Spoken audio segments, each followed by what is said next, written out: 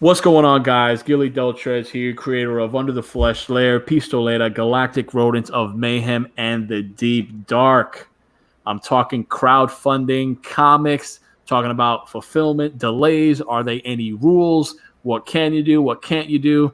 And we'll look at some examples that are going on right now in the world of indie comics and crowdfunding. I'm joined here with Ron Christian. Hello. What's going on, Ron? Oh, nothing much. Just here, Monday, work, lame. Marvelous Monday, I call it, right? Marvelous Monday. There you go. Or Mundane Monday. Yeah. Mundane Monday. Yeah. All right. Well, real quick, I'm just going to share a little campaign I just happen to launch right now. And I know when it comes to crowdfunding campaigns, I know it's like there's no rule, but the kind of unwritten rule is like you kind of want to make sure you kind of fulfill some of your stuff before launching a campaign. Thankfully, I was able to launch in 1 year alone. I was able to launch. I had Lair October of last year, Pistolera, Galactic Rodents of Mayhem, which also funded, and then now I have the Deep Dark. So within a year span, I launched 4 campaigns. 2 of them I successfully delivered on. Galactic Rodents of Mayhem is in production right now. And it looks amazing! And real quick, let's just take a quick peek at Galactic Rodents of Mayhem. Just so you guys know, this was able to fund. This is a big doozy of a campaign, 100-page book. And I want you guys to know that this awesome campaign will not be impacted in any way by the Deep Dark, which is another campaign that I got going on. So I was able to fund this. This team, this is a microcosm of itself. And we have the gears moving on this book as we speak.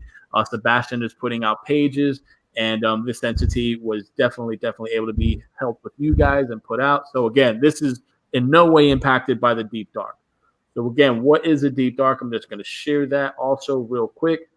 It's a new campaign I got with one of my longtime buddies, JL Giles.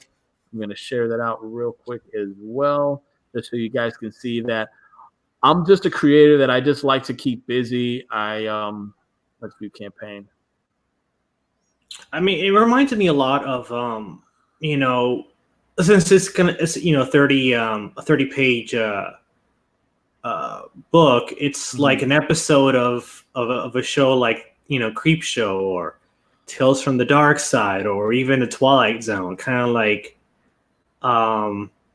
which I think is a really, really cool idea, like a nice, bite-sized little horror story, and it's really, really good.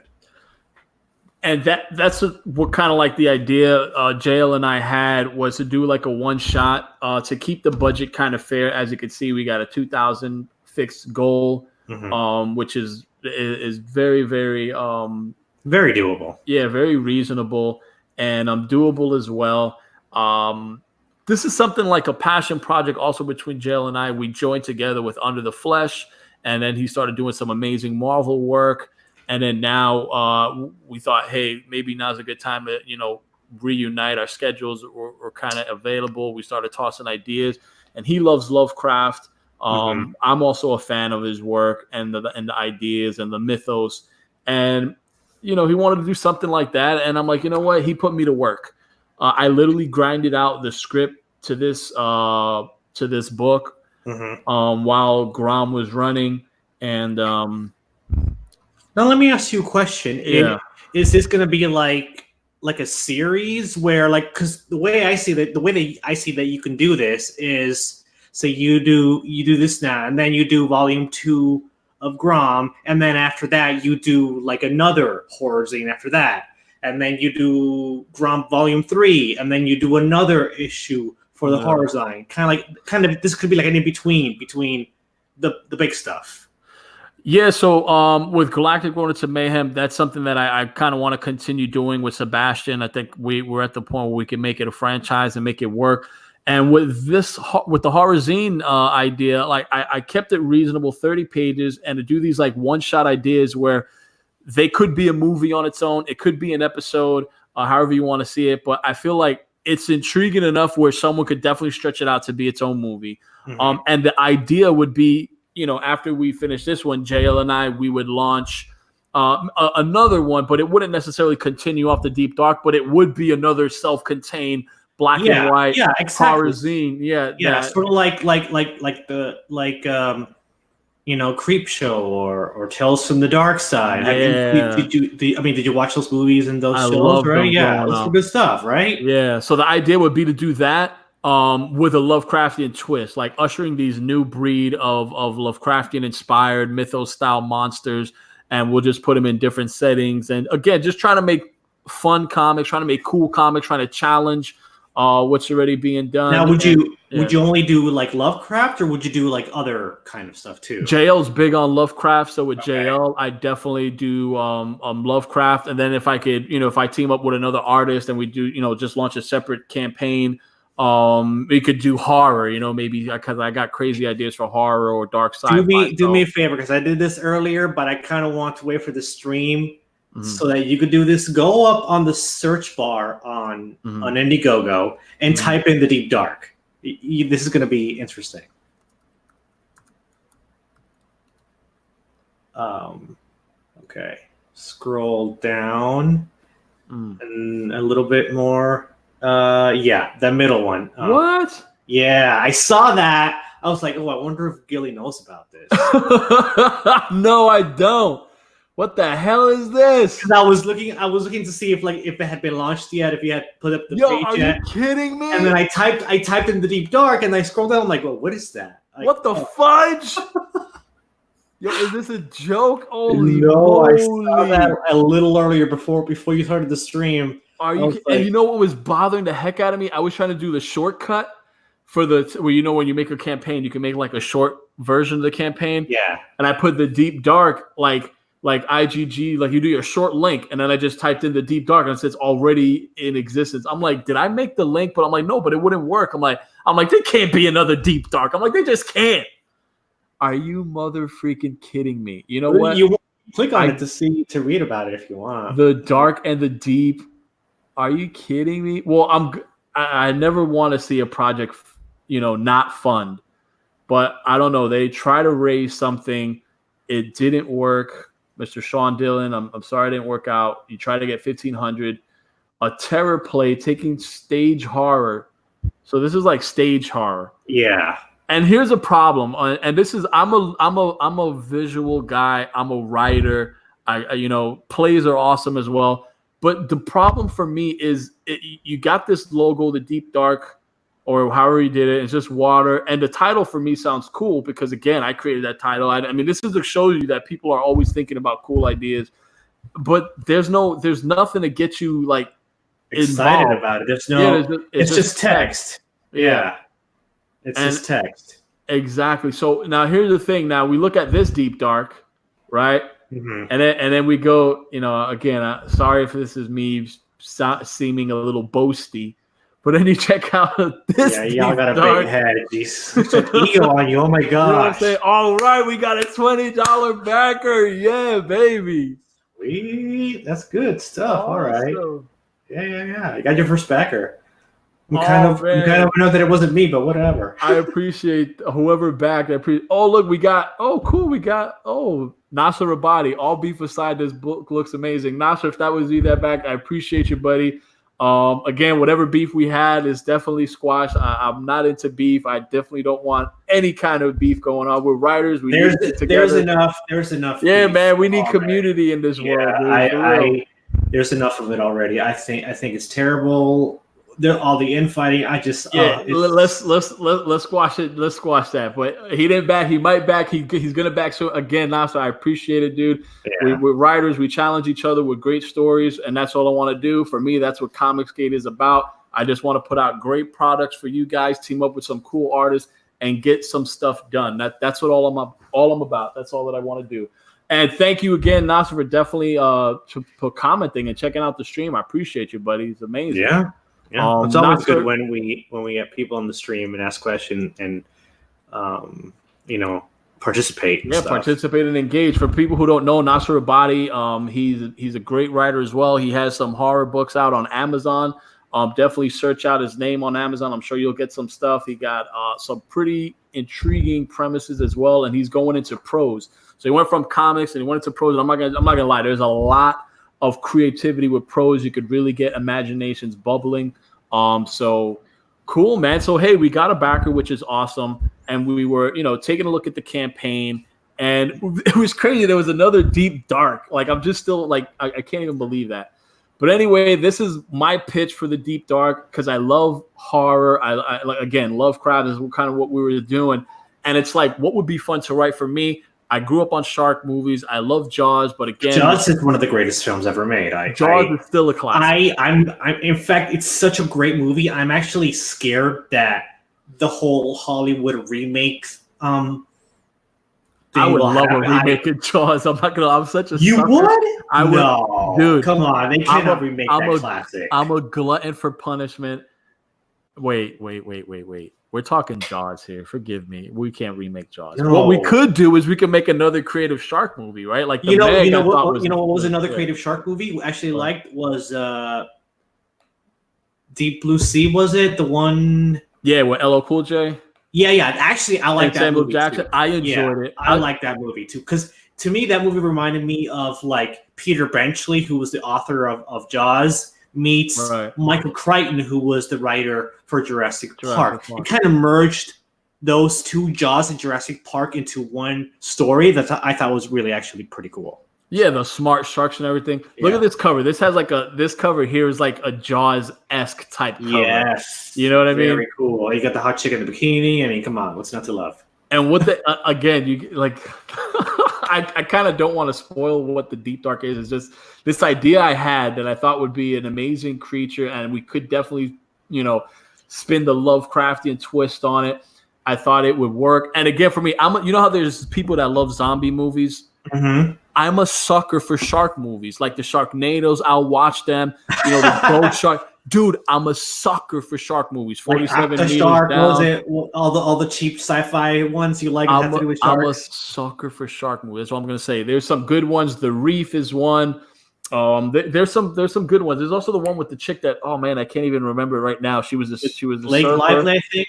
Yeah, that one. I even own it on Blu-ray. Jesus Christ, I can't even think of the name of it. No, that's another one where she was a surfer and then she's literally like an island or something. It's just like the shark is literally circling her, like just hunting her. It's just like a great cat and mouse with this. Yeah, but to me, the greatest shark movie is Jaws. I mean, nothing beats Jaws. No. Would never ever dispute that for sure. And anyway, so that's my inspiration. I kind of wanted to create something like that, and that's where we got the horror zines going on. And JL, he does some amazing work, and he also great with sequential storytelling here. As we see, like our page one, you got your opening shot on this boat. It's funny with that page, that panel, I can almost smell the fish in the ocean and hear the seagulls. Like, it's that good. He did a good job. Jay, I'm telling you, JL's a great talent, and all I want to do is just make more books for him. We reunited. It's just a good feeling. And here we got the cool expression, right? There's like fear, there's terror, Lovecraft. There's always like a madness element going on. It's a fun type of book. Okay, do you see? I just love just putting something bizarre.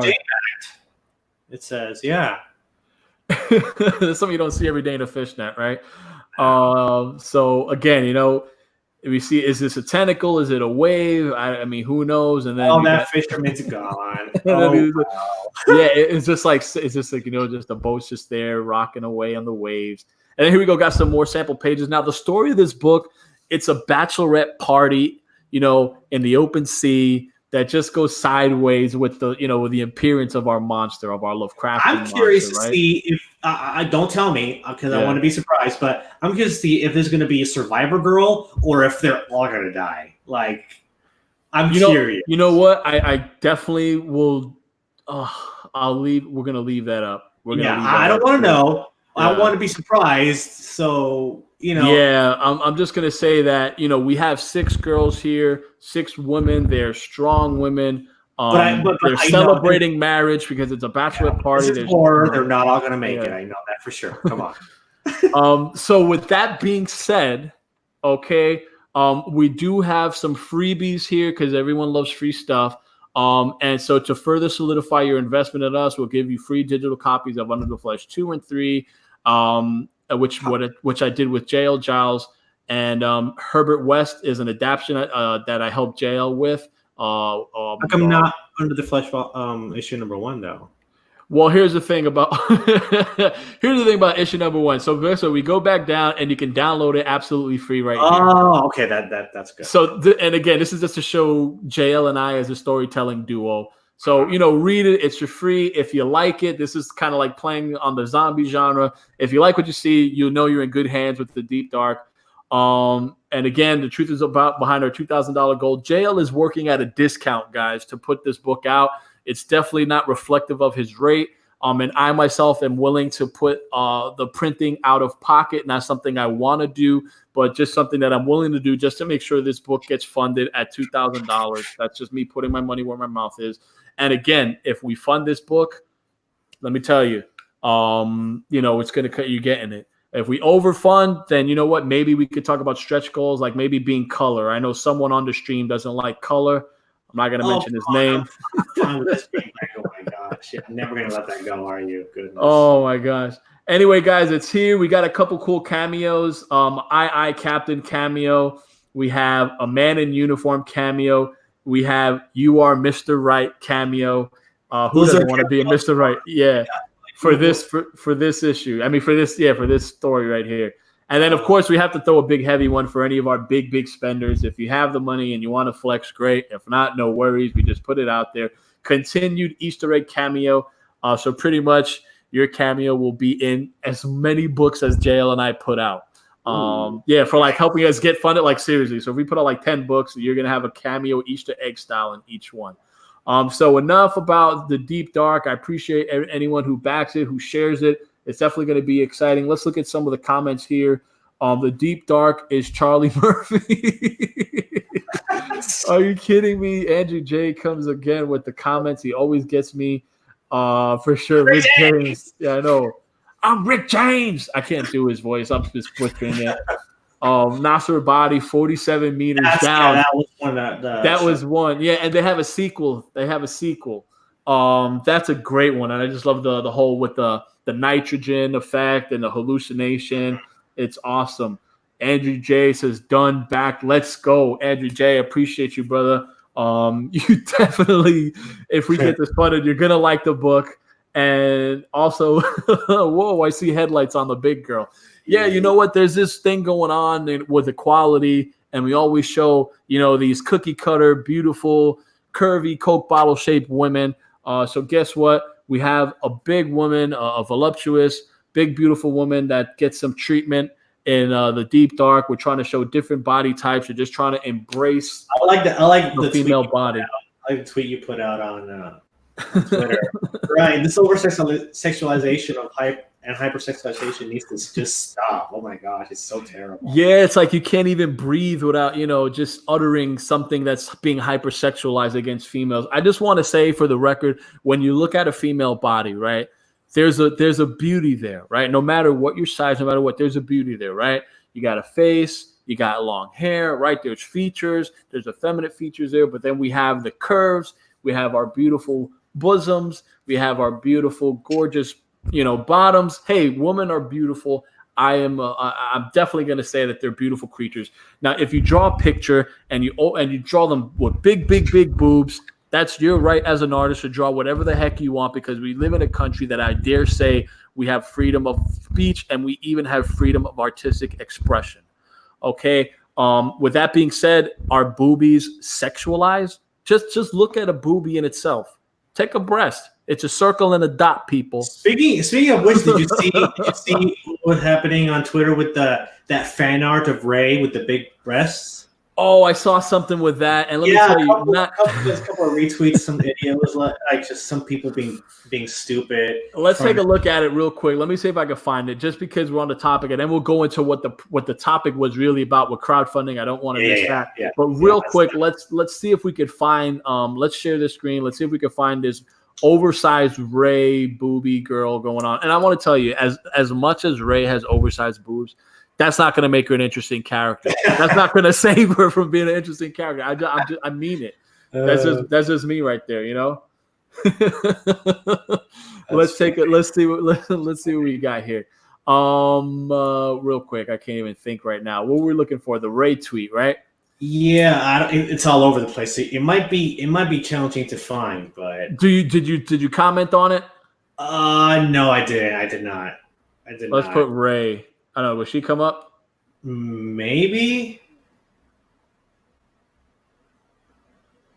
Nope. No. I know. You know what? I did tweet on something. Let me check my profile. Let me check. I could have swore. Let me see. Tweets and replies. Let me see. Boom, boom, boom, boom, boom, boom, boom, boom, boom, boom, boom, boom. I know I did something about Ray. Come on. Let's see. I had to.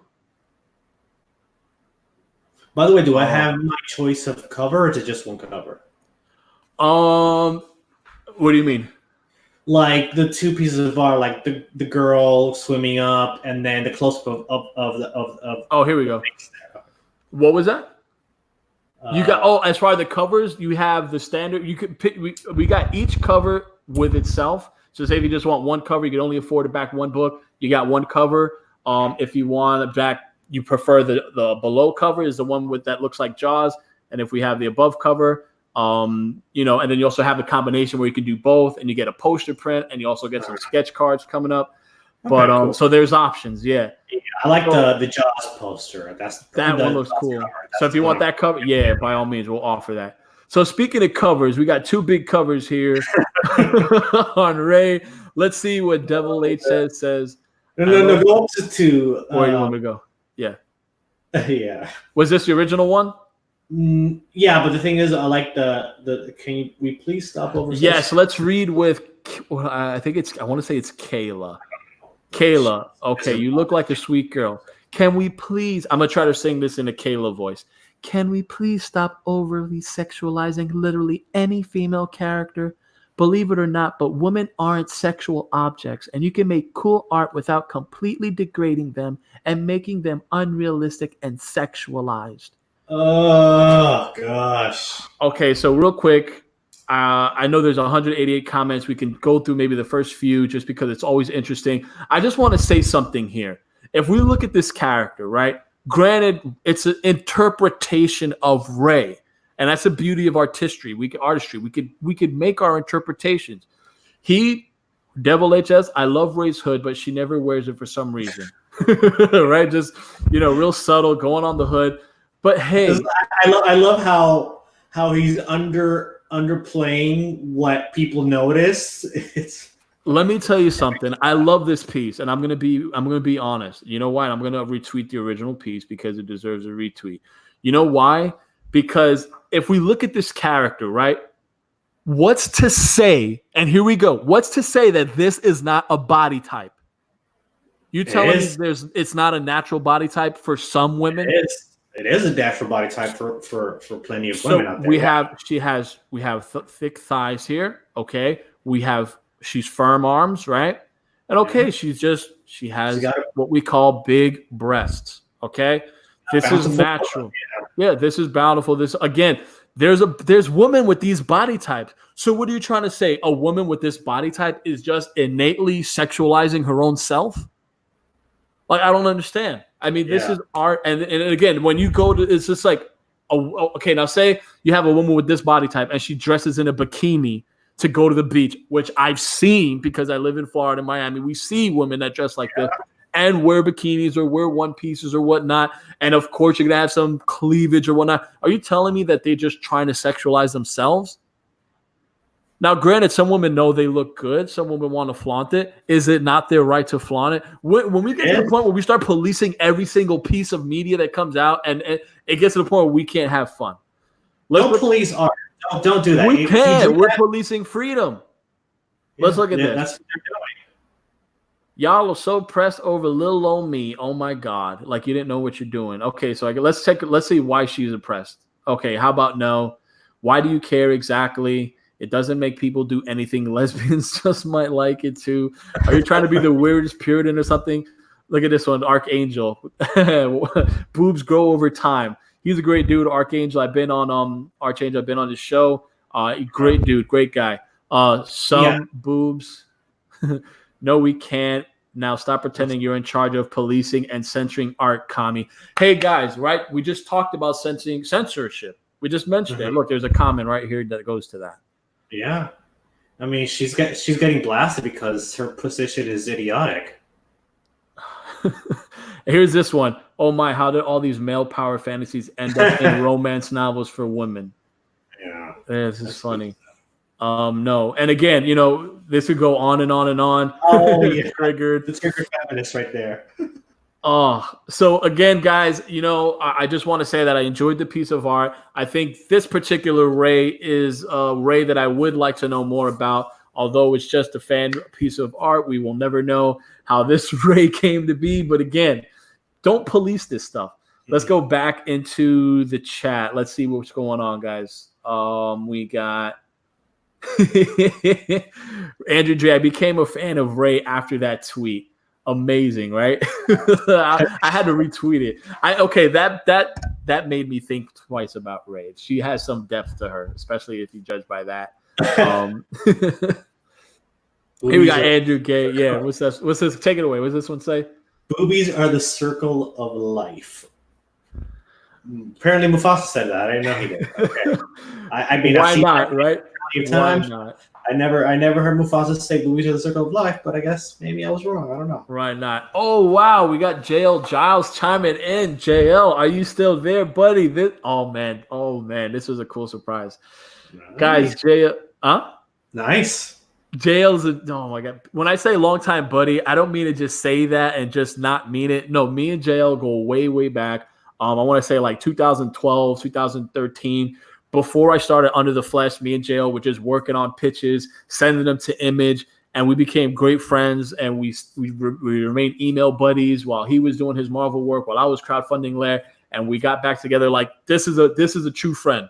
So you're gonna see a cool relationship between a writer and an artist who genuinely enjoy being around each other, who enjoy working together. There'll be no egos involved. JL, thanks for stopping by, buddy. Kayla is Gaelic for total buzzkill. Yeah, that chick she's on to something. Was Nasser chime in? Ray would still be a boring character if she looked like that. But I'd be in the first of the line in the theater she did. Yeah, right. That you might get some of us to actually go to the theaters. I mean, I want to say that if you guys didn't know, me and Ron here actually had a plan to meet each other in person and catch this movie. Yeah. But again, after seeing everything, I can't get excited about it. I just can't, man. I just can't. I really, really can't. I want to, but I can't. They got horses in the dang thing. I didn't even notice that. They got horses in the trailer. Andrew J says, howdy. Nasser Abadi, JL Giles, love your art. He has a great art style, man. JL is he's simplistic, but then at the same time, he knows how to deliver great character expressions. He knows pacing very well. He's just amazing. Thank you, guys. Glad you like it.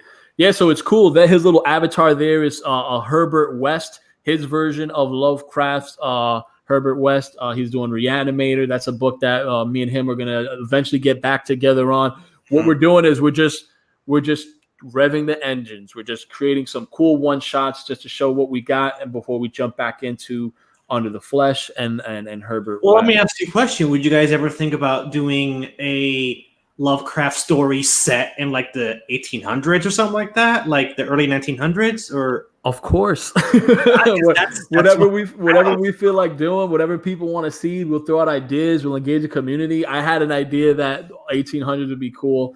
And it's funny that you bring that up because I was taking a walk around the neighborhood and I was thinking, even if you bring it, what I was thinking 1800s, I was trying to think of like a town or a city that maybe disappeared or something with a mystery behind it, and kind of attach that to like Lovecraft, like some monster just happened and just Yeah, I think that'd be really cool. Actually, I like period horror stuff a lot. Really cool stuff. I dig it a little bit more than regular horror. I mean, I'm not a big horror guy to begin with, but if you intrigue me, if you set it in a specific time period, or if you mix it with like science fiction or even comedy, like I saw Zombieland 2 yesterday, and I really enjoyed it. It was actually really, really funny. Yeah, it's good if you could pull the dark comedy. I would like to try that with maybe a Lovecraft story. Maybe we can definitely get there. I mean, who knows? I mean, the possibilities are out there.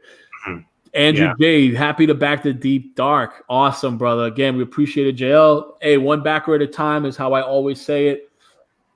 JL's definitely excited. Yeah, apparently, yeah, that's pretty awesome. I mean, that's, Oh, well, look at that's, you love that's me. actually Just say it. Laugh a lot. Guys, I do love JL. This is not a secret. I love this dude to death. Like I said, he's a well, good you know good what? guy. Hopefully, like I really hope that Deep Dark gets a lot of like a lot of exposure, and a lot of other creators, that JL gets more work. That'd be awesome. Like, Hey, that's all that I want for sure. Would love that to give JL some more work. He's definitely deserving.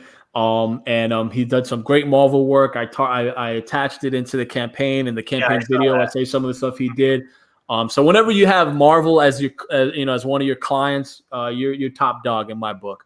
And again, there's so many great artists that don't get the exposure or don't get, even writers out there that don't get, kind of the exposure. So again, what me and JL want to do, we just want to put stuff out there.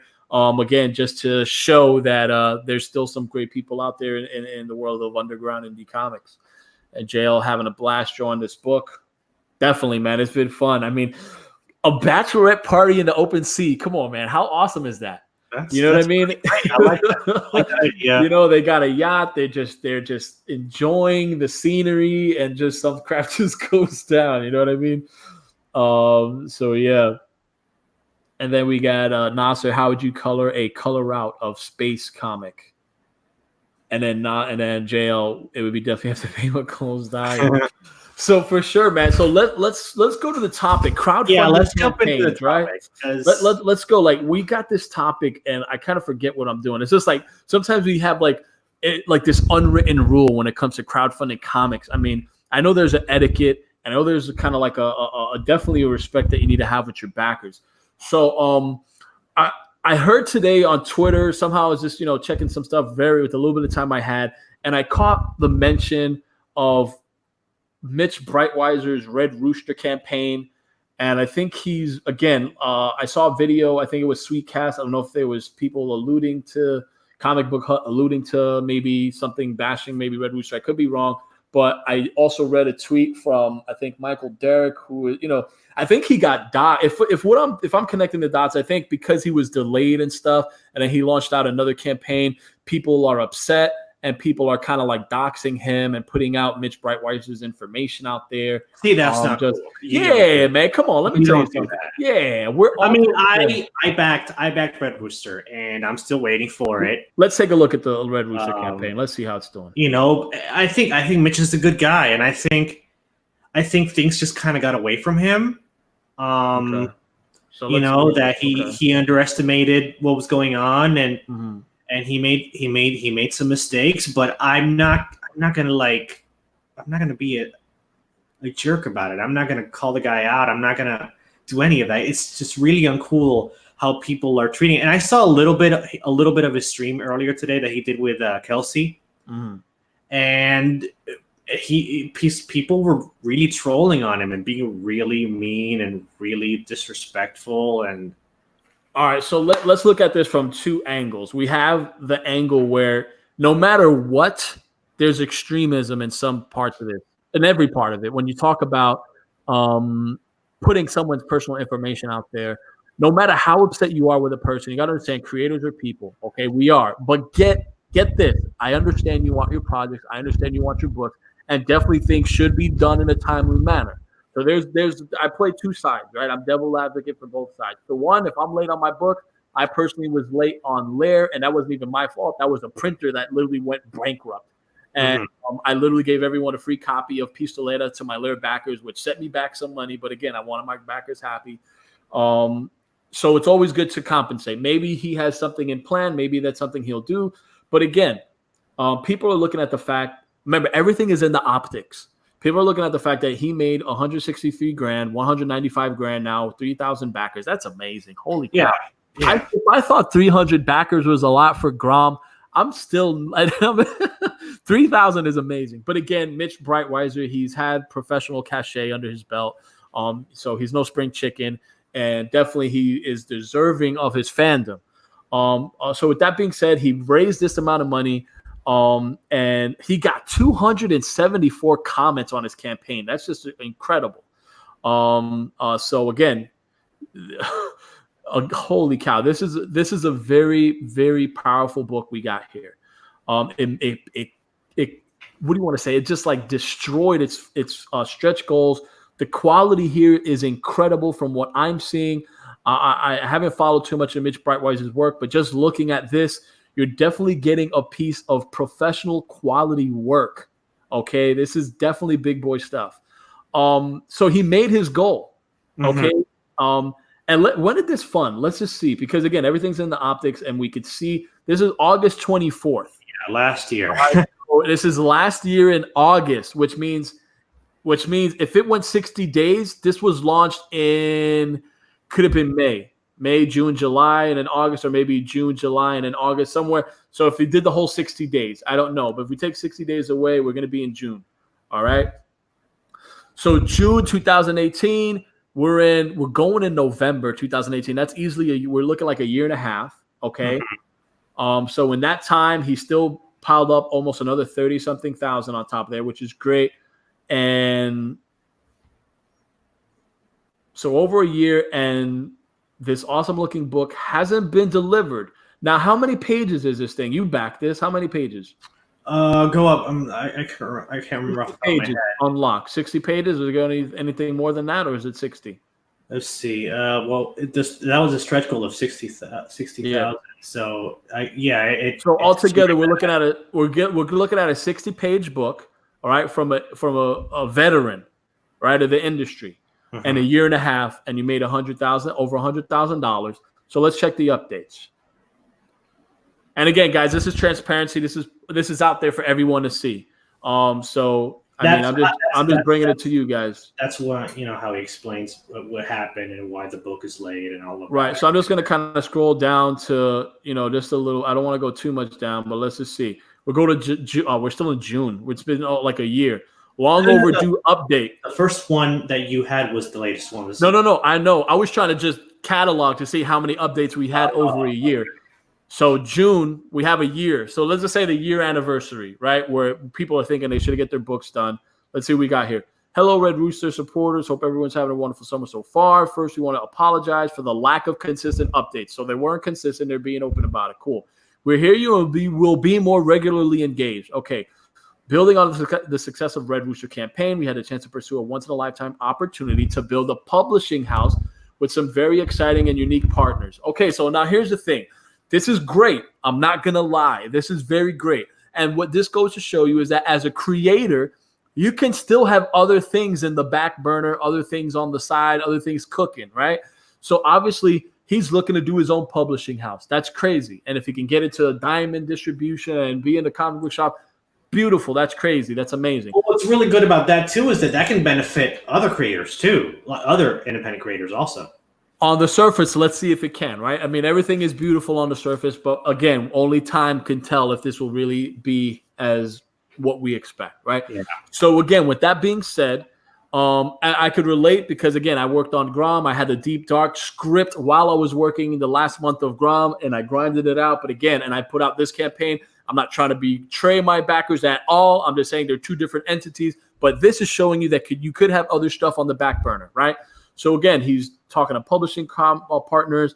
There's risk to pull this together. We've been extraordinarily fortunate to surround ourselves with some great folks that are taking the load off. Okay, so great. You're going to get back to creating. We're going to be in better contact. The book is still in production with a completion date by the end of summer and delivery in early fall. Well, that came and went. Okay, so this is why updates mean something. And when you have 3,000 backers, let me tell you something. That's a lot of backers. Okay, like I said, I'm not a big crowdfunder. Okay, I'm still new in the game, but I've crowdfunded more than a few projects. They're on a smaller scale. I think Grom's going to put you on the map. I think Grom is going to be your boost, your major boost. I really believe. If it could shed some limelight, that would be great. but I'm still not at the level of 3,000 backers. So that's a big pill to swallow. And at the same time, I don't know what it is printing 3,000 books. So I don't want to imagine that. But at the same time, you owe something to 3,000 backers. You got to be consistent, right, with your updates. He wasn't being consistent. He said, hey, guys, it's going to be out by fall. We're already in the middle of fall. We're like midway through fall. We're getting towards winter. November's close to winter. Mm-hmm. So, again, let's go. There's more. You've got mail. They should have been okay. So now we're getting Allegiance Arch. This is his book publishing house name. So we go from Red Rooster to now we got Allegiance Arch. Now he's working on the Red Rooster. This is 2 months ago. Red Rooster to return to Red Rooster. Allegiance Eve. Again, this is just a lot of stuff. Order the Dawn discount link. So I guess let's see what this one is. Hello, Red Roosters. The Allegiance Indiegogo campaign is live. So now he's throwing another campaign update onto this. But okay, this is cool. For some, maybe, and maybe for some, maybe they're a bit upset. Debut issues of The Futurist, Nora Saga, and Bass Reeves by a host of talented creators, including Kevin Graveau, Butch Juice,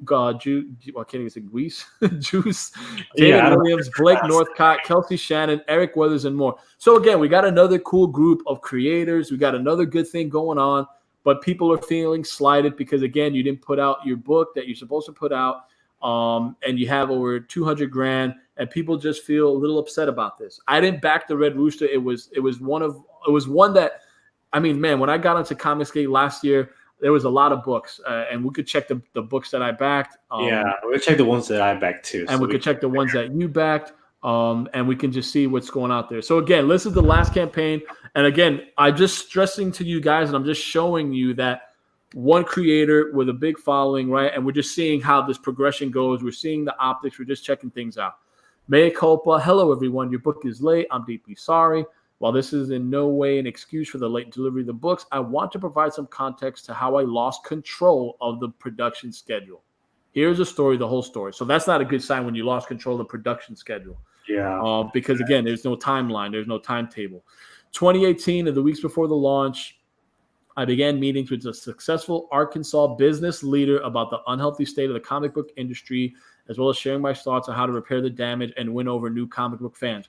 This is a plus. I'm not going to lie. If you got connections like that, this is a good sign. But let's see. Elizabeth and I had our ears to the ground for some time, listening to fans, retailers, creators, and commentators. The time for solutions and action had come. This great American art form should be accessible and discoverable in the wild again by curious and bright-eyed fans.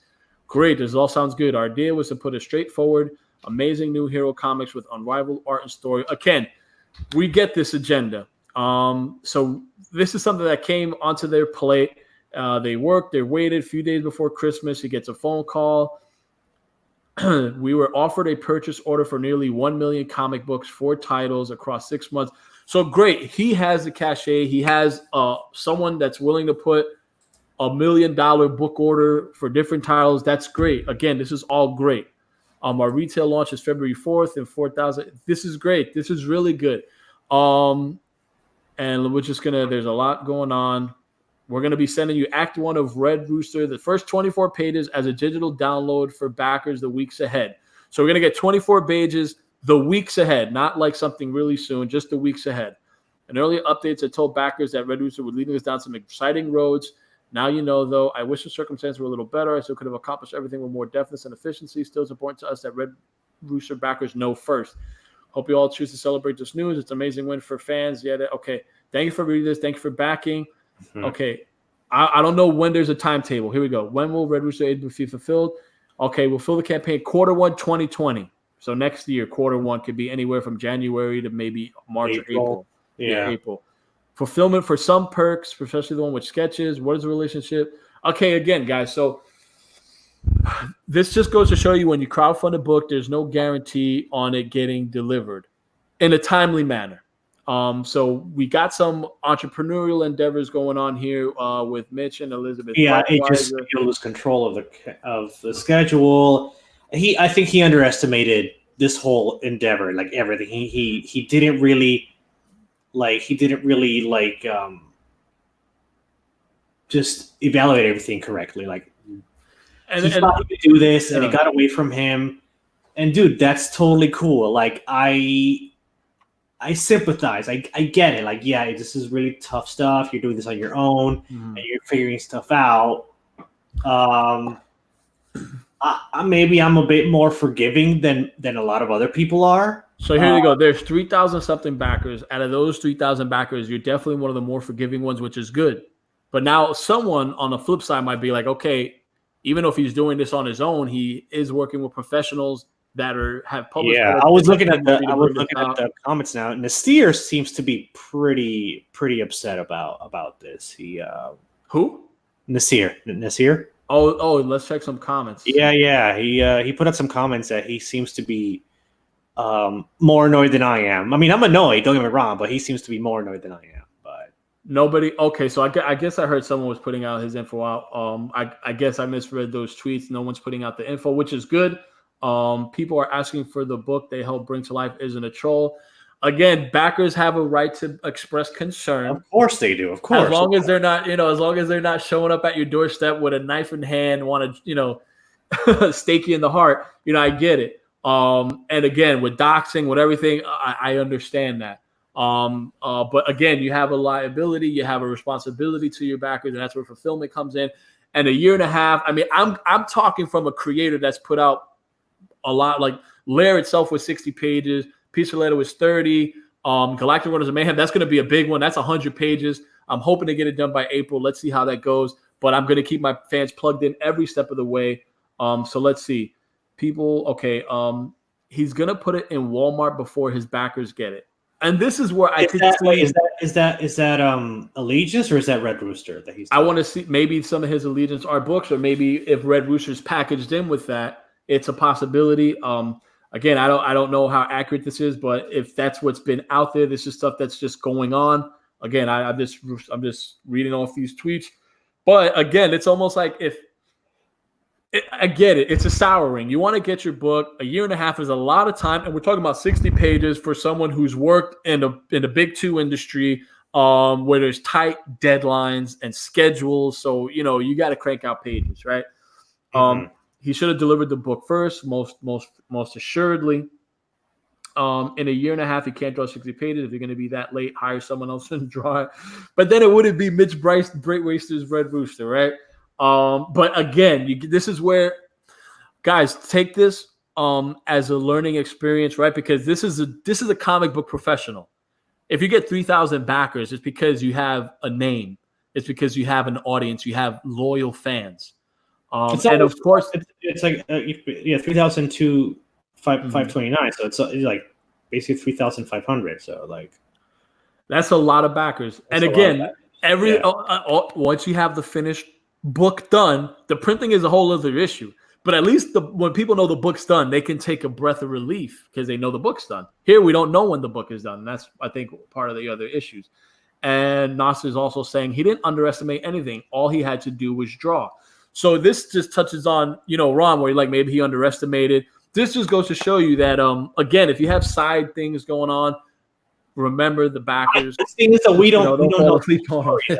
Do we know the whole story? We only know bits and pieces. Here's the story we know, and the only story we do know, right, is that he funded this book in August 24th. Remember I said everything's in the optics. He delivered, he has 3,000 something backers. August 24th. It's a year and a half. We're at 195. And the latest update is just saying the future of Red Rooster is tied into this big entrepreneurial endeavor that he didn't expect to take all his time. And they're celebrating right here. And we should be celebrating with them. That's all I'm getting from the optics here. Mm-hmm. You know what I'm saying? So I don't know. All I know is what I get from an update from I'll tell you one thing. If I were Rich, I would have handled this completely differently. And if I had to, what's the word? If I had to not do Allegiance so that I can do Red Rooster for the people that backed it, I would have sacrificed Allegiance for Red Rooster. Because in my opinion, the people who funded, the people who were loyal to you, I think they brought this project to life. It wouldn't happen at all. They put you on the map, and in the long run, I think that would have been a better choice. That's what I would have done. I would have just focused on Red Rooster. And this whole Allegiance thing, I would have put on hold And if it was like, because it appears like like it was kind of a now or never kind of thing, I would have probably opted for the never. Listen, when you have people that are willing to put $1 million book order, they're trusting you. There's something there. I mean, if you want to delay something, I get it. You get what I'm saying? Like, willing to put like this, money talks. Okay, if you want a backup book, or if you want to fund a project, if you're interested, you get what I'm saying. You got to also understand the flip side of that is this book was created because of backers, and it made pretty good amount. It's not. We're not talking about like a $2,000 campaign or $5,000. We're talking about six-figure campaign that people are feeling really slighted by, and we're seeing that even though he had some things working in the background, we're just seeing how people are interpreting it as far as you are not delivering on this, and there's still delays. Something interesting here. I didn't know this. Is he really putting out the first chapter of Red Rooster in Walmart before we get our books? Because if that's true, I don't know if it is, but if it's true, then that's messed up. Now here's the thing. I'm gonna play devil's advocate here. Let's just say like my book Galactic Rodents of Mayhem got the eye of Nickelodeon, and they want to be on it and everything, this and that. It's just like, hey, that's all great. Help us get the book out faster, right? Because I still owe something to these fans, even though it's 300. You got to understand, everything is in the optics. Everything. Once you have a reputation, once you think put out there, sometimes you can't come back from it. You have to be loyal even to the people who were loyal to you. I'm just saying, I don't know what it's like to have 3,000 backers, so I can't talk. But I pray and hope that if I get there, that my fans are happy and I'm keeping them happy and I'm not, doing anything where they would see as disloyal. Become an entrepreneur after you deliver your book. My degree is in entrepreneurship. Exactly. A finished product always helps. That's not, we're not, but again, he has connections, he's popular, right? So again, it's just this is where we get into muddy waters, right? When we just my question is why couldn't he do the same thing that Ethan Van Sciver did? I mean, Ethan Van Sciver, he started his own production company, All Caps Comics, and his first book was Cyberfrog, and he delivered on that, and I got my copy and I've read it, so it's in my hands already. And that's a good thing. That's true. But then on the flip side of that, you also have people who will be like, well, it took so long for this comic. And then you have like Doug TenNapel, like doing his review, passive aggressive, like, this is like it doesn't even have a spine type of thing. So you get your criticism from everywhere. But the one true thing is don't mess with your fans. That's the only thing I know. That's the only thing. Let me just tell you something. That's the only thing I know. And that's the only thing I want to abide by as a creator. Just, I don't want to mess with my fans. If you got connection with publishers, you want to revamp the comic book industry, you're looking at new fans, that's great, but don't forget the ones that put money in your pocket to give you six figures and put out a book. I think maybe Mitch, I think he did this wrong. I would have like Nasir said, become an entrepreneur after he delivers Red Rooster, and then go into that. It's a delay. Yeah, you might lose out a lot of money, and maybe some opportunity. But I think in the long run, that would have been a better decision. Let's just hope he fulfills, because it's taken a long time. There's some drama there. Let's look at back in my old days as a creator and a fan. I'm going to show some projects that I backed on Kickstarter way back when. And some of these I've never, ever, ever received. You've never seen? Okay. I've never received. That's great. One that I haven't received, I'm going to put it out right here, was this. There was this one right here. Solitary, a superhero prison drama, a superhero story by way of Green Mile. When a hero is wrongly executed on death row, he awakens to find that he may just be immortal. This definitely looks cool. C.W. Cook, 288 backers. This is pretty nice. $7,000 to bring this book to life. And all I know is that I backed this book at $10 for a copy. Once I can see the campaign for a floppy, $10 or more. View your pledge. This is what I selected. Behind the bars variant and card combo. This has been unlocked by you. Yada yada yada. Very cool. Estimated delivery November 2014. Whoa! It's that old? Jeez. I'm doing this for a reason. Mitch Brightwire said he could still deliver on his book. Even though it's late, I'll be happy if he delivers it because people will forgive when they got their gorgeous book in their hand. But I'm looking at some stuff that I did. Now, here you go. 9 backers. That's not a big chunk of the 288, but it's 9 backers. Wow, 65 did the $3. Some people did the $7. Here's the one that did 10 or more. They got a Kickstarter exclusive. I just did this one. Which is the variant and a card combo. And I can pull up my Facebook. I can show you on Messenger. I messaged him, I want to say maybe it was 2 years ago, that, hey, CW Cook, cool, because we follow each other on Facebook. We're friends, apparently. I'm like, by the way, I never got that, solitary issue. Oh, man, send me your address. It's coming. Never got it. It's to the point where I don't care. I'm glad you got your $10 to help fund your goal. You smashed it. It was great. I don't know what you're doing now, CW Cook. Quite frankly, I don't care because I never got my book. So I'm the unusual guy who creates books and also backs books. But again, I never got. This is one that I guarantee you I never got. Wow. And let's see. Let's go to. There's another one here. View all. That I just thought the campaign was pretty cool, and I never got. Now, is this coming on Indiegogo also, or just on Kickstarter? No, this comic's only on Kickstarter, from what I know. I mean, you saw how old it's been, how long it's been. So here's another one: The Projectionist, a necropunk thriller. Spirit of a private detective framed for murder goes on the run from paranormal cops to prove his innocence. Oh, see, that sounds cool.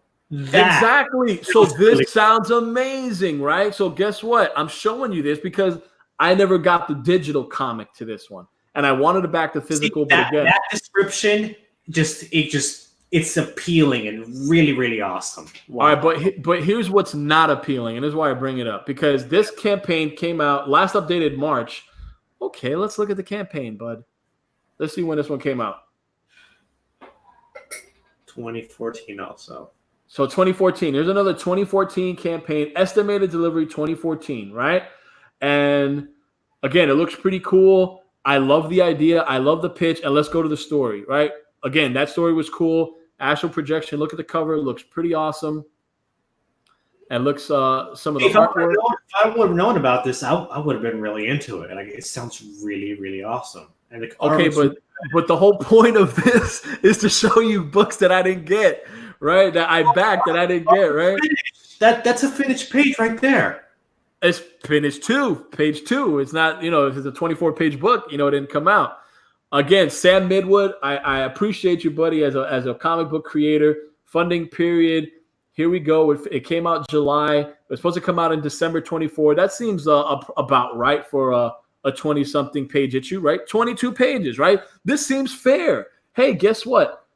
We have the campaign from June to August. You get your, July to August. You get your book by December. It sounds it's like awesome, right? Yeah. So let's see, because I never got this book. Let's check the updates out.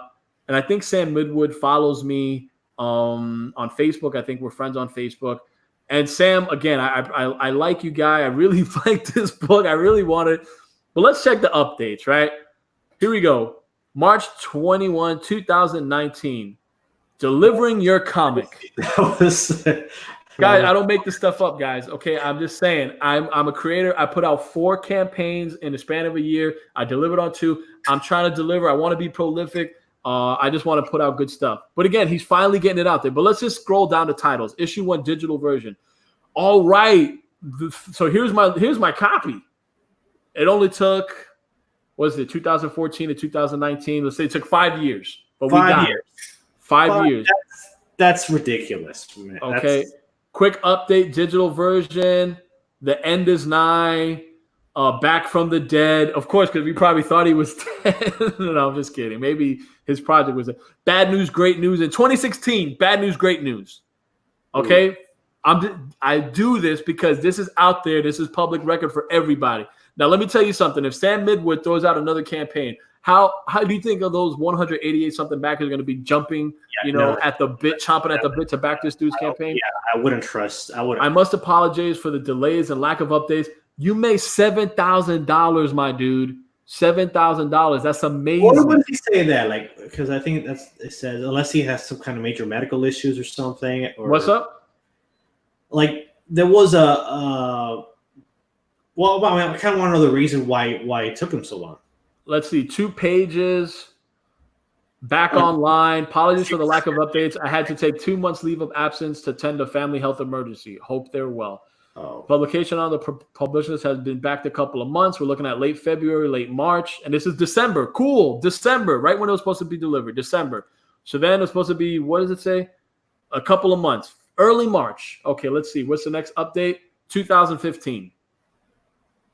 So we go from December 24, right? We go to April 2015. So March, April. Okay, let's see. My family leave had to be extended. Things got more serious. Okay, and that's a sad thing. We had to end up arranging some story points, tweaking the art style. This is why me, as a rule of thumb, I only launch a campaign when I finish my script. I don't launch a campaign with a half-written script with just a cool concept and I got to write out a script. I don't do that. I fulfill my script, I finish my script, and I launch. Anytime I launch a campaign, my script is done. Done. Okay? You know, it's a rough draft, of course. If we tweak some stuff, it's dialogue, but it's not like major shifting out. If you've gone through your, 4 or 5 drafts of the script already, you're ready to go. Yeah. So May 2015, we got to look at one of the pages. And let's see. Definitely looks pretty damn awesome. I'm not going to lie. This looks pretty good. The art looks really good. It looks really good. So we're going back to the updates. And here we go. August 2015. Clicking on a link will take you to the first half of the issue. Okay, not so bad. This is not so bad. It's still August, right? A few months behind. It happens, okay? So after August, right, we go a whole summer, we go a whole fall, we go a whole winter, and we come back January 2016. Hello, boys and ghouls. Must apologize for delays and lack of updates. There's been a lot going on, so I'm going to jump right in. Bad news. We're going to be delayed some more. There's some slight changes that need to be made to the story. At this point, why is this happening, you ask? At this point, I'd just cut my losses and refund money to everybody. I would just. But here's the thing: I don't know if you can get your refund still, and a lot of people probably feel this was early in the days. You know, some people haven't probably gotten what they wanted. All right, again, so here, 2018. At least he's consistent with the updates, even if they're coming in half a month, every 6 months to a year. Boys and ghouls, it's been unforgivably too long. I'm sorry for vanishing. There were circumstances that I let get the better than me. And this is the problem, right? I mean, I'm not going to lie. If I'm going to sit up here and tell you my first Under the Flesh campaign and everything was a success, I'm going to be shit lying to you right now. I went through my hurdles. I went through my obstacles. But I could say with my head held high that I delivered. And it didn't take this long, but I delivered. And now I'm on a hot streak. Hello, boys and ghouls. There comes a point where the I'm sorries and the excuses just become empty, in my opinion. Yeah, and this is what we got, right? So let's hear the comments, right? Because let's see what the community's saying. Here we go. Let's go. We'll just go here. 3 years ago. Waiting on the update. Please update. So what's the word? So no update since the first of the year. Sam, anything? Did I miss something? Damn, these backers. I love these backers. I wish I could just tell all you guys, hey, check out what I'm doing. But I'm not putting on Kickstarter right now. I know been a year since the last update. Any news? So where's the book, Sam? I know, right? Just stop by to see what's up after last update. We're going to be delayed. Holy shit, what a delay. Sam, throw us backer a bone. We know that backer. I love these backers. Let me tell you something. There's some great backers on Kickstarter. I mean, for those who want to get tied into drama, well, you should have launched on Kickstarter. You should have launched here. Let me tell you, find your audience. I'm really contemplating, on a lot of my finished projects, once they're 100% finished, to launch some of them on on Kickstarter just to see if I could get some new audience, new backers. But for now, I'm sticking Indiegogo. But anyway, it's December 8th. What's going on? Even the sorry is not going to happen anymore. What would be nice of these type of projects? 3+ years and no closure sucks. These are disgruntled fans, right? We would love an update on the status. So the project is officially dead, and saying that you continue to follow me on social media and I even like things I post. Yet we even have gotten a word on the completion date. Almost 4 years of waiting for the comic book and 2 years since the last update. I know I'm not alone in wanting a refund. For those interested or living in the state of California, the Attorney General's office suggests reporting the organizer. Wow, look at this. They're really they're going there. Is there even a place for tentative updates like for the show? Hi, say a show. Apparently there was a show for this thing. He pitched it to a show. What? I reached out requesting a refund. No response to request. An update again. No answer. A few months ago, I reached out to Kickstarter, who said they wouldn't attempt to get. Oh man, who said they would attempt to get in touch? Okay, Kickstarter said, "Hi Sue. Yes, I'm sure." Something. He comes in. Are you sure it's coming? I genuinely understand how live these people just want their damn books. They still remember you. That's a blessing. Great, Sam. Best of luck. Looking forward to it. Thanks, Chris. I'd love to do a follow-up after I ship the comic. Man, a year to ship a 5 years to ship a 22-page comic. 5 years. Good luck getting the second issue to that. Great to hear this is still happening. Completely forgot about it. My day has been the worst. Thank you for improving it. This guy's book made her day. Jesus Christ. That's pretty good. I'm not going to lie. I mean, jeez. This guy had a pitch that if he would pitch it to Hollywood, it would have been sold. And the book got made, and he just couldn't deliver on it. I completely forgot about this project, but received my plans on 22 April 2019. Good on you for delivery. Oh, my God. He totally forgot about it until you got an email that said, hey, check your book. The PDF was amazing, but yesterday I received home to find a real thing available. Bring joy to my eyes. Hey, man, this is a good thing. So it was delivered? You back to digital, right? Okay. No, the PDF was delivered. Okay. Should I say something? Let me leave it there. Oh, man. Oh, guys. Good. Again, is there any rules to how you want to crowdfund a campaign? Is there any rules onto how you want to do it? Nasser is out. I appreciate you, Nasser. Thank you so much. You know what I mean? So, I mean, is there any rules to crowdfunding about campaigns, about, what I would go? You know what? You know what? There's a number one rule. What? Your loyalty is to the people who backed you. Anything else is second. Anything else is blasphemy. Everything else is blasphemous. That's a good rule. Make sure you put out the book to the people that backed it. That's the most important thing, in my opinion. That's rule number one. So that's your rule. I think I'm gonna do like my own video with rules and put it out there. I think I'm gonna take the time to write something out. But here's the thing: loyalty is really good. Loyalty to your fan first and foremost. I can get behind that. But if we want to go by any rule, I'm just going to say this, the golden rule, right? The unwritten rule, the golden rule, right? Treat others the way you want to be treated, right? I've been on the receiving end of a campaign that's this one took 5 years to deliver.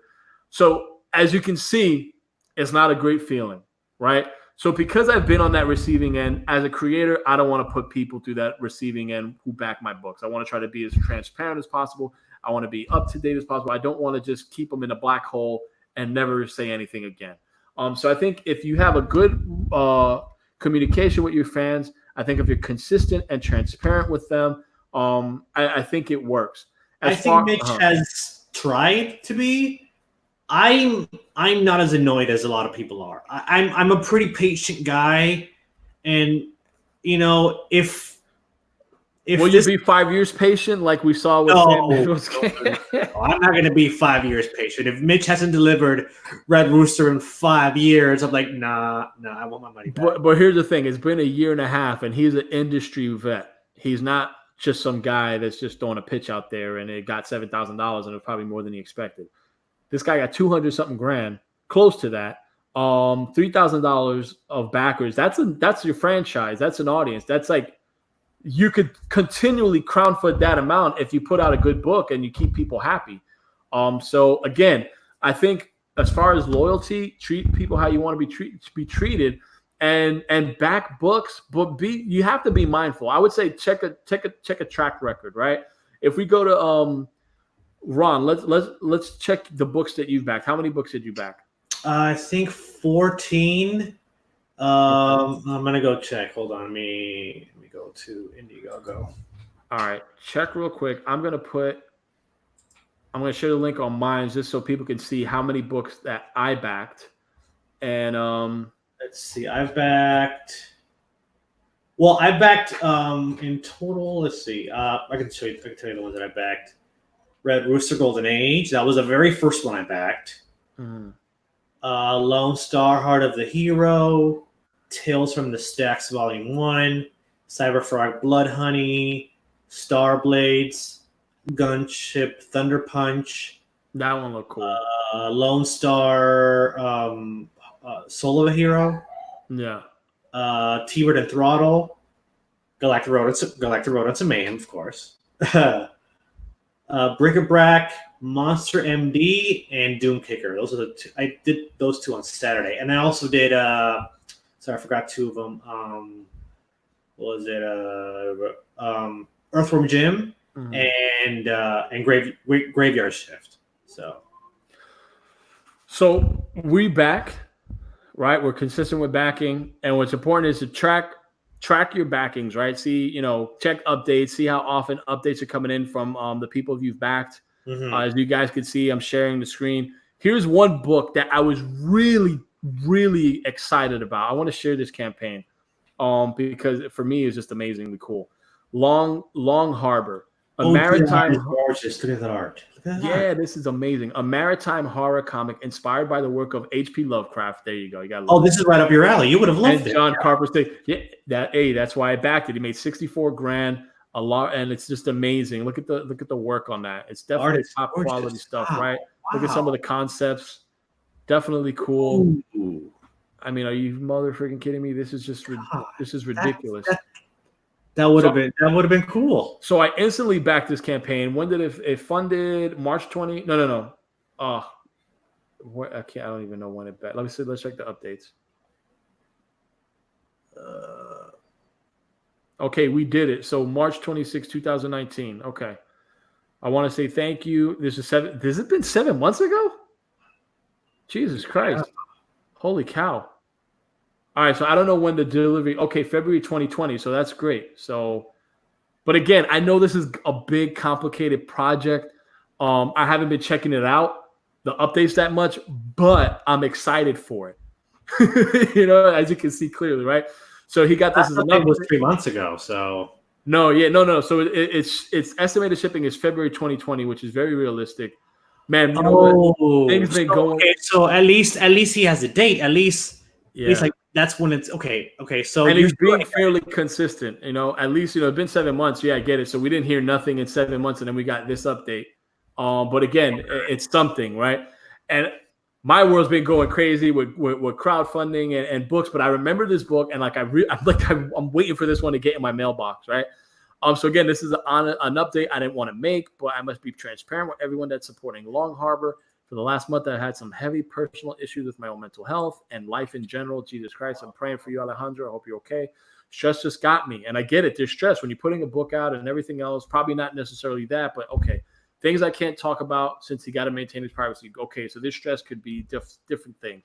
He temporarily moved back to Cuba, and he'll be working on the book from here in the U.S.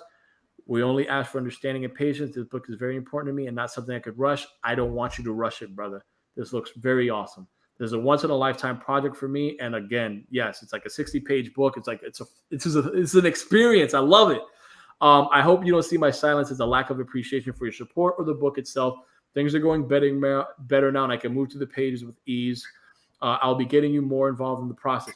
So again, this is you didn't get nothing in a while, and I checked on it because I didn't hear. And look, now we saw what's going on. And I hope he's okay. But I'm glad to know this book's going to be done. 1,000 backers, because again, this is amazing. I don't know too much about Alejandro. I don't know, maybe if he's a pro. I don't know what, but I mean his campaign looks pretty good. The story, just forget about it. It was just successful. It's going to be 85 pages, Lovecraftian graphic novel. 85 pages. This is going to be freaking amazing. Look at this art. Look at this art. Art looks amazing. Look at those guts. This is such great quality. I don't know if is it still in demand? No, it's off in demand. Yeah, I couldn't even get it if I wanted to. Well, I'm just glad that I got in on it. I just can't wait for this book. It's just holy cow. This is amazing. This is like deep dark. It reminds you a little bit of the deep dark. We're not a lot, just a little bit. Yeah, but I love it. I mean, this is what I live for. I love backing books. I love backing cool projects, and I want to see creators make their books. Dude, I would love to see this as an animated horror. I would love it as a movie, even. I mean, it has potential. So the whole thing that I'm trying to get at is that, guys, we back books, things happen, and creating comics, again, top quality comics. it's a process, man. It's definitely a process, and be patient, but again, be consistent. As you can see, Yeah. is this what it is, guys? So crowdfunding there's lots of love. There's also a lot to hate. Be loyal to your fans. I'm gonna get a crash course on it when I launch my campaign. It's gonna be rough. I know that. You told me that everything that I've known about other people that have done it, it's gonna be rough. And I hope I'm prepared for it. I don't know if I am, but we'll see. Obviously. Hey, I'm here to help you through the way. Trust me, I'll do the best that I can to help you out. But all I want to do is just say that as a creator myself and who's someone who's an enthusiastic backer, I love backing projects. I want to see them get funded, but there's got to be better transparency. And if you're going to be doing some, other projects, other side projects, you can't let your other side projects hinder your product that got backed. It's simple etiquette. I think it's crowdfunding etiquette. I think it's just a good way to treat your backers. And that's why I say, even with my campaigns, and I got multiple campaigns, I just try to say that, hey, all I want to do is let you guys know that Galactic Rodents of Mayhem in no way will be impacted by the Deep Dark. In the case of Mitch Breitweiser, his Allegiance Arts endeavor is directly impacting the Red Rooster. Hopefully, it can get remedied pretty quick because, again, it looks like an amazing book. And, dude, you're a rock star. I mean, you got a job, you got a wife, you got a kid, and then you still put out books on time. I mean, that's amazing, bro. Say that in the tweet, please, because that's just amazing. I don't even think. Again, on that note, I have a lovely, beautiful wife waiting for me to eat some dinner. Quiet Red Media says here that book does look badass. It does. When I saw it, The Long Harbor, I had to get it. I'm mad that I didn't know about it, and now I can't get it. I'll let you. I might lend it to you. I might.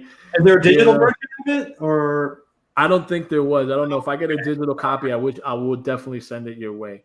And real quick, I just want to take a last look at the Deep Dark. Again, because this is a cool book coming out. JL Giles and I are definitely doing our own spin of Lovecraftian horror. It's pretty cool.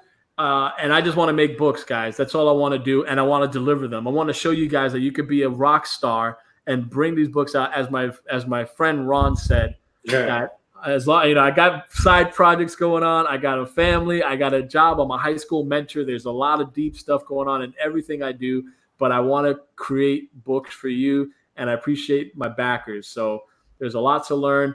Here's this cool looking Jaws cover. That's the one. Jaws cover. The Deep Dark. That's the below cover.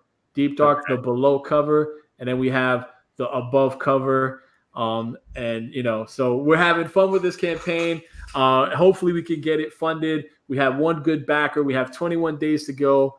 Hopefully we can get this done. I don't want to do an extension. All right, we got 4 backers, $120. Woo! I'll take it, baby. Hopefully we can 6% in day 1. I'll take it, man. Hopefully we can get this one funded, and we could scare Ron a bit with this book. We could push him towards horror, right? Yeah. Well, I mean, I saw yesterday I saw this Scary Movies to Tell in the Dark. I saw that. That was pretty good, actually. I'm a horror buff. I love Guillermo del Toro. I definitely want to see more stuff coming out. I want to support horror. I want to create comics. Guys, we appreciate you. Backers, if you're not getting your stuff and it's been a long time, try to be patient. I know it's hard, but try to deal in respect. I know it's kind of hard, but just try. And patience is a virtue for a reason. Yeah, I mean, don't get wrong. But it's hard though. I'm annoyed. What's happening? You should be annoyed. He's enjoying his dinner with all his collaborators, and you're waiting for your Red Rooster copy. You should be annoyed. I was like, why isn't your butt back in the studio finishing the book? What's going on? But at the same time, though, I'm patient and I like the guy, and I don't want to be a jerk. I really don't. So I try to avoid drama. Hey, we don't like the drama. I myself am not big for drama. I'm not crazy about beef. But again, sometimes we'll say things like it is. On the one side, we have Ron, who's very patient, and forgiving, and he's going to give Mitch some extra time. I'm the enthusiastic creator that says, hey, my man, you have 6 figures, 3,000 backers, a position. I hope I could get myself in. And I definitely think we got to show some loyalty to those backers. We got to keep them happy. So, Mitch, hopefully you could get that stuff situated. I hope so. And deliver an awesome comic book in that 2020 Q1 timeline, because it'll be great for comics and also great for your endeavor that you want to do to bring comics to new fans, which is what I want to do. If you think about the horror zine, it's not comic book size. It's literally oversized for a reason, because I want to attract people that are not comic fans. So what do? Give them a bigger and better, book. One last thing. Ryan does want to do a stream with all of us together. I don't know when that might happen. Okay. But I don't know if you listened to the stream that I did with him on my channel. I was steady grinding. I'll try to see if I could get to it tomorrow at work. We mentioned how cool you are and how much of a great guy you are, and how much we would like to all do a stream together and all of that. Yeah, we'll try to work it out this week. But guys, we'll just shoot you a big thank you for everyone who checked us out. Sorry it went on a little bit longer than usual. Just nothing. I've seen streams go on for like 3 hours. So. Yeah, I don't want to do that. Because I like when people, they want to just check it. If they see an hour, they'll be like, oh, I want to check it out. But again, it's when it's live, it makes things possible to keep on moving. Yeah. So anyway, Andrew J, be like Gilly, back book so much they call you a back. How does this guy do it? Andrew J's good with the one-liners. Andrew J is always a riot. Andrew J is good with the one-liners. Yeah. Andrew J, I appreciate you, brother. Thanks for checking out the channel. Nasser, thanks for stopping by. Check out his books. He got some good stuff going on. Quiet Red Media, I appreciate you. JL, thanks for checking in. Thanks for showing some love. Hopefully we get this funded for you. And look, it's comic. He's late. Yeah, you're late, dude. Sorry. You're late. Skits comic, you made it in time to make this goodbye. To make this comment right here. Dang, I'm late. Better late than never. Skits comic, we appreciate you, buddy. Thanks for checking the channel. Yeah. Rewind, fast forward through it. You can kind of see what we're talking about. We talked about crowdfunding in comics. We're talking about pros and cons. When you don't fulfill, is it kosher to throw another project out? I've showed you books that I'm still waiting for, Kickstarter that I never received. There's a lot of good stuff going on. And, this is what we're doing. We're just trying to create a community here. I'm trying to build an audience. I'm trying to show that I love my fans and I want to be honorable and loyal to them just the way they are to me in backing. As JL Giles says, love the craft. Definitely love the craft. And we appreciate JL for you being here. JL, I'm going to work on that email with you, buddy. I'm going to send you a little something. One more thing. I want to know, did he back the Long Harbor book too or no? JL? Yeah. I'm curious. He's a creator, man. Yeah, I know, but since he loves Lovecraft, I thought maybe that would call his attention too. If he's there, if he gets the answer real quick, maybe he did, but he's an artist. I don't know if he backed. I don't know. We could check it out. Let me see. Did I show that one? Good luck, fellas. Looks great. Quiet Red Media, thank you again. Guys, we appreciate you. As always, thank you so much. Till next time, be awesome, be amazing, and we'll see you. Ron, any last words? No, I'm good. I'm good. Deep Dark was awesome. I'm probably going to wait till Friday to back it, but yeah, I'll definitely back it. And here you go. To answer your question, Skid says, looks good. Thank you, Skid. If you could give a share, we definitely appreciate it. You'd be surprised how awesome shares work for us. If you're tight on budget, we get it. We just want to give you guys a good product. And JL said, I back everything. Okay. So he backed it. Awesome. That's awesome. And guess what? We're putting our own spin on this one with the Deep Dark. Anyway, guys, thank you so much. Give a like, subscribe if you haven't. Share out this channel so we can definitely get some more. Yeah, come to my channel too and check out the 4 videos that I have there. But they're good stuff. Check out Ron's channel. He does a lot of videos with me, so I'll plug his YouTube channel in our next video. And guys, we appreciate your support. Again, the Deep Dark. Help this book get funded so JL and I can make some Lovecraftian horror zines for you guys. Yeah. All right, guys, be good. Thank you so much. Later. Goodbye.